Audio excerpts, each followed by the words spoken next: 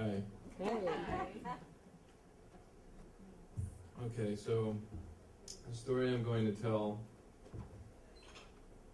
this afternoon / tonight / today is a story I told once before to an old friend of mine who I'm no longer friends with, and it's like it's an American Indian folktale, which I guess is sort of like not what I'm supposed to do, but it's a story I really wanted to tell, so just bear with me here. The story is called,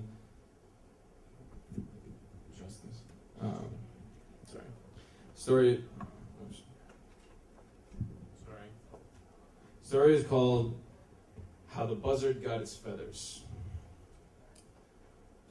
A long time ago, at the beginning of the earth, before anything existed, the great creator created the heavens and the seas and the lands and the ground, and he gave all the beings and animals thereunto upon the earth fur and skin and claws and everything they could need, except the birds. He didn't give the birds anything.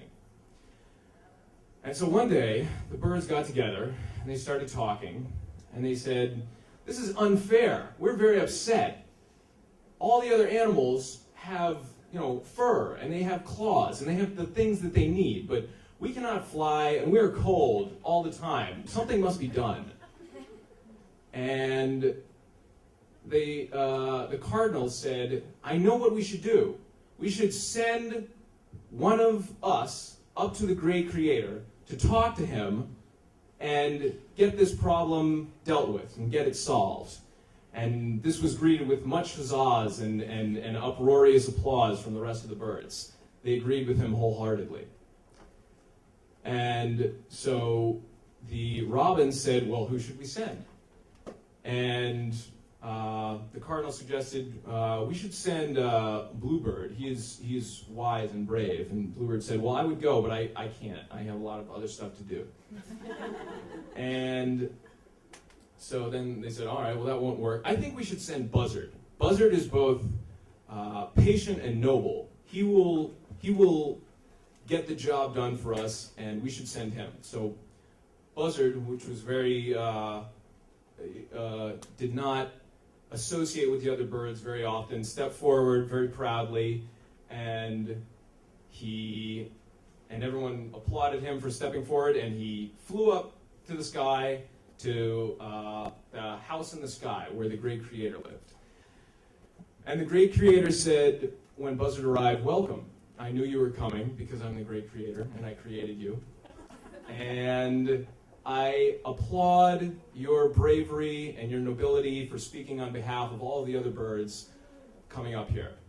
Because of that, you will get the choice of all the suits of feathers that you could ever want." And Buzzard turned around, and behind him were hundreds and hundreds of suits of feathers of different plumages and styles and sizes and colors and varieties, and he was absolutely blown away. He was amazed. And he rushed over to the pile and was just about to try the first suit on when the great creator said to him, "Aha, but wait.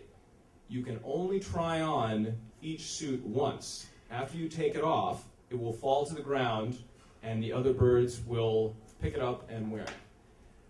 And so he began trying on suits, and the first one he tried on was red, and I said, "This is really beautiful, it's very bright, but I don't like it, it's not quite right." So he dropped it, let it fall, and that became the suit of the cardinal.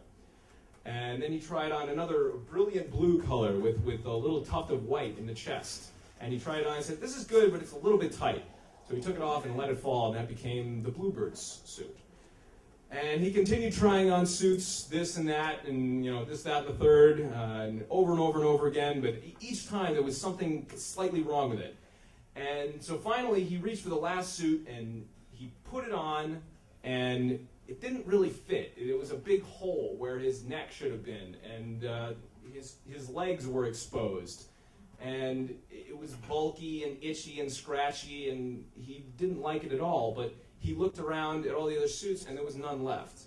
He realized that in his attempt to choose the best one for himself, he he had, in fact, lost all of the suits that he really wanted and ended up with something he wasn't that crazy about.